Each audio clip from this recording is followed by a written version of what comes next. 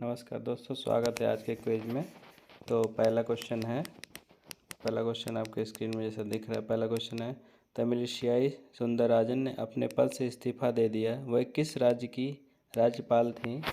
आपके सामने दोस्तों ऑप्शन है तमिलनाडु, और दूसरा ऑप्शन है तेलंगाना, तीसरा ऑप्शन केरला, चौथा ऑप्शन है कर्नाटक। दोस्तों करेक्ट आंसर है इसका तेलंगाना। तमिलिसाई सुंदरराजन तेलंगाना की राज्यपाल थी। तेलंगाना की राज्यपाल और पौंडीचेरी की उपराज्यपाल तमिलिसाई सुंदरराजन ने अपने दोनों पदों से इस्तीफा दे दिया है। उन्होंने राष्ट्रपति द्रौपदी मुर्मू को अपना इस्तीफा भेज दिया है। सौंदरराजन ने तेलंगाना राज्य की दूसरी राज्यपाल के रूप में कार्य किया। उन्होंने 8 सितंबर 2019 को पदभार ग्रहण किया था।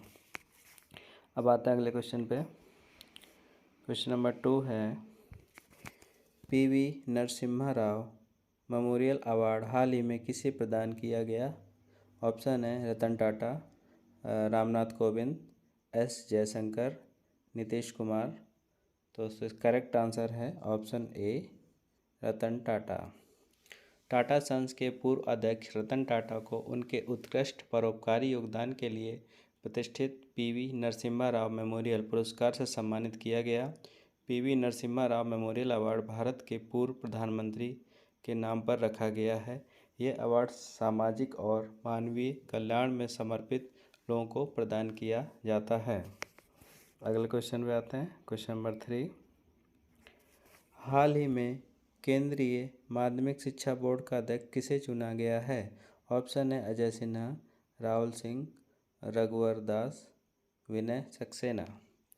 दोस्तों इसका करेक्ट आंसर है ऑप्शन बी राहुल सिंह। केंद्र सरकार द्वारा हाल ही में वरिष्ठ नौकरशाह राहुल सिंह को केंद्रीय माध्यमिक शिक्षा बोर्ड सीबीएसई का अध्यक्ष नियुक्त किया गया है।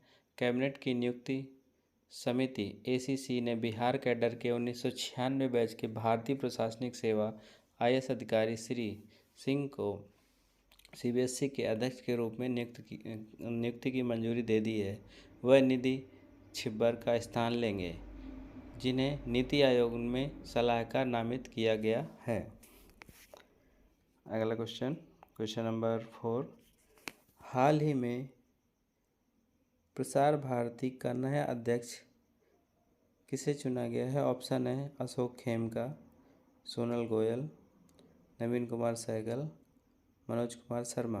तो इसका करेक्ट आंसर है option C Naveen Kumar Sehgal. Retired IAS officer Naveen Kumar Sehgal को प्रसार भारती का नया अध्यक्ष नियुक्त किया गया है। यह पद 4 साल से खाली था।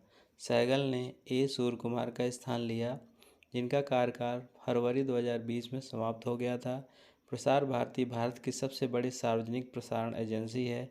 इसकी स्थापना साल 1997 में हुई थी। प्रसार भारती की स्थापना। अब आते हैं अगले क्वेश्चन पे। क्वेश्चन नंबर 5 है, केंद्रीय मंत्री अर्जुन मुंडा ने किस राज्य में जनजातीय संस्कृति और विरासत के संरक्षण और संवर्धन केंद्र की आधारशिला रखी? ऑप्शन है बिहार, झारखंड, असम, त्रिपुरा। तो दोस्तों करेक्ट आंसर है ऑप्शन बी झारखंड।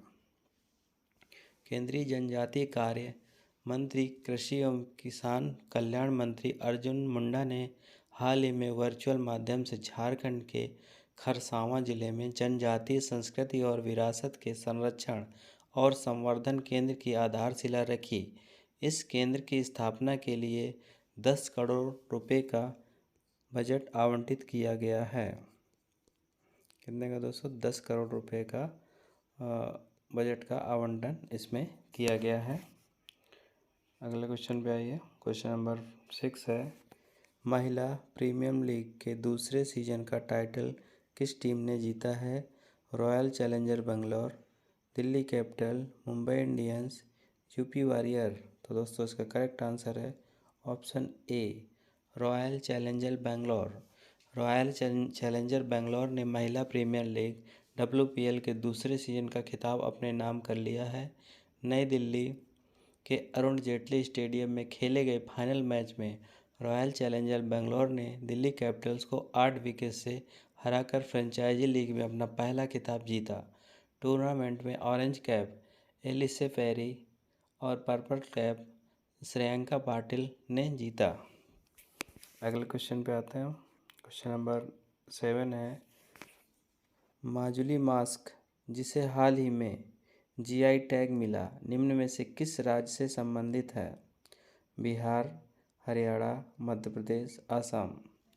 तो करेक्ट आंसर है दोस्तों इसका असम।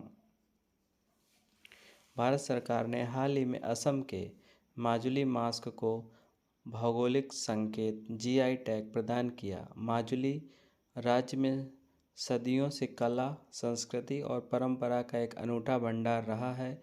इन मुखौटों का उपयोग अक्सर दुर्गा पूजा जैसे त्योहारों के दौरान किया जाता है। जीआई टैग एक स्पेशल टैग है जिसका उपयोग किसी विशिष्ट भौगोलिक स्थान से उत्पन्न होने वाली उत्पादों की पहचान के लिए किया जाता है।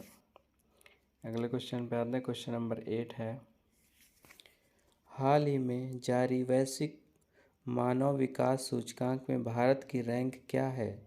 75, 78, 125, 134। तो दोस्तों करेक्ट आंसर है ऑप्शन डी।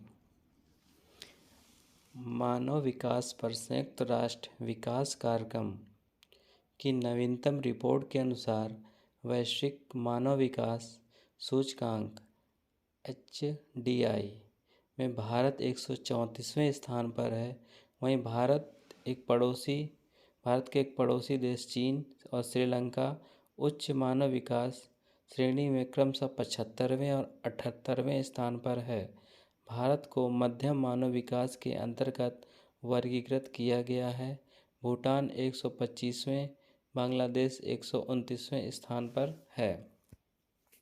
अब क्वेश्चन नंबर 9 पे आते हैं। क्वेश्चन नंबर 9 है, हाल ही में चर्चा में रही डेमोक्रेसी रिपोर्ट 2024 निम्न में से किसके द्वारा जारी की गई है?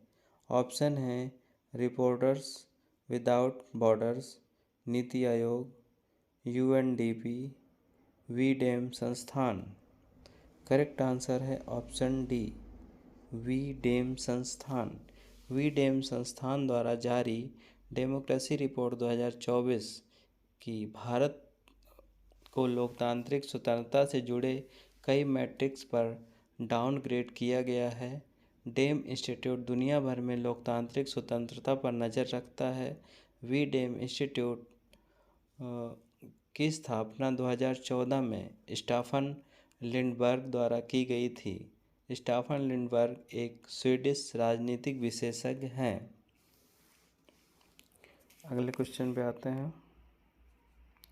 क्वेश्चन नंबर 10 है, ग्रामीण विकास मंत्रालय ने महिलाओं को आत्मनिर्भर बनाने के उद्देश्य से किसके साथ समझौता किया है? ऑप्शन है जेपाल, NITI Aayog, world bank, Asian development bank. तो दोस्तों इसका करेक्ट आंसर है ऑप्शन ए, जेपाल। भारत सरकार के ग्रामीण विकास मंत्रालय ने Abdul Latif Jameel poverty action lab, इसको शॉर्ट में जेपाल कहते हैं, दक्षिण एशिया के साथ एक समझौता ज्ञापन पर हस्ताक्षर किए हैं।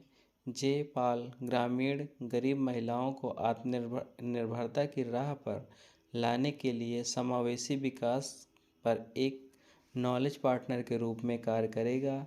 जेपाल एक वैश्विक अनुसंधान केंद्र है जो गरीबी से जुड़े मुद्दों पर काम करता है। क्वेश्चन नंबर 11 है, भारत सरकार ने भारत में फिनटेक इकोसिस्टम को मजबूत करने के लिए किसके साथ एक ऋण समझौते पर हस्ताक्षर किए हैं? ऑप्शन है world bank, ADB, world economic forum, new development bank. Correct answer है ऑप्शन बी, ADB। भारत सरकार और ADB ने भारत में फिनटेक इकोसिस्टम को मजबूत करने के लिए $23 मिलियन के ऋण समझौते पर हस्ताक्षर किए हैं। इसके तहत फिनटेक शिक्षा को मजबूत करने, स्टार्टअप सफलता दर को बढ़ावा देने और फिनटेक अनुसंधान और नवाचार को बढ़ावा देने के लिए एक अंतर्राष्ट्रीय फिनटेक संस्थान की स्थापना की जाएगी। अगले क्वेश्चन पे आते हैं।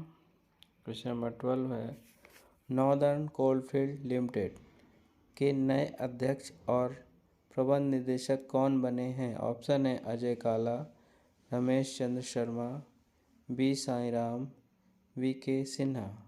तो दोस्तों करेक्ट आंसर है option C, V Sairam. V Sairam coal India limited की सिंगरौली स्थित प्रमुख सहायक company northern coalfield limited NCL के नए अध्यक्ष और प्रबंध निदेशक नियुक्त किए गए हैं। साईराम के पास कोयला क्षेत्र में 33 वर्षों की सेवा का अनुभव है। अगले क्वेश्चन पे आते हैं। क्वेश्चन नंबर 13 है, रणजी ट्रॉफी 2024 का खिताब किस टीम ने जीता है? ऑप्शन है उत्तर प्रदेश, मुंबई, विदर्भ, बिहार। करेक्ट आंसर है इसका मुंबई। मुंबई के वानखेड़े स्टेडियम में विदर्भ को 169 रनों से हराकर मुंबई ने रणजी ट्रॉफी 2024 जीत ली है। मुंबई ने 8 विकेट 8 साल बाद रणजी खिताब जीता है। इसके साथ ही मुंबई ने प्रथम श्रेणी टूर्नामेंट में अपना 42वां खिताब भी जीता। रहाणे रणजी ट्रॉफी जीतने वाले मुंबई के 26वें कप्तान भी बन गए हैं। अगले क्वेश्चन पे आते हैं। क्वेश्चन नंबर 14 है, विश्व उपभोक्ता अधिकार दिवस प्रतिवर्ष कब मनाया जाता है? ऑप्शन है 13 मार्च, 14 मार्च, 15 मार्च या 16 मार्च। करेक्ट आंसर है 15 मार्च। उपभोक्ता अधिकारों के बारे में अधिक जागरूकता पैदा करने के लिए विश्व उपभोक्ता दिवस हर साल 15 मार्च को मनाया जाता है। इस दिन लोग उपभोक्ताओं के अधिकारों के बारे में जागरूकता पैदा करने वाले उपायों पर चर्चा करते हैं। यह राष्ट्रीय उपभोक्ता अधिकार दिवस से अलग होता है। तो दोस्तों आज की क्विज पसंद आई है तो लाइक कीजिएगा, शेयर कीजिएगा और सब्सक्राइब ज़रूर कर लीजिएगा ताकि करंट अफेयर्स और जो भी जॉब अपडेट्स हैं आप तक मिलते रहेंगी। धन्यवाद दोस्तों।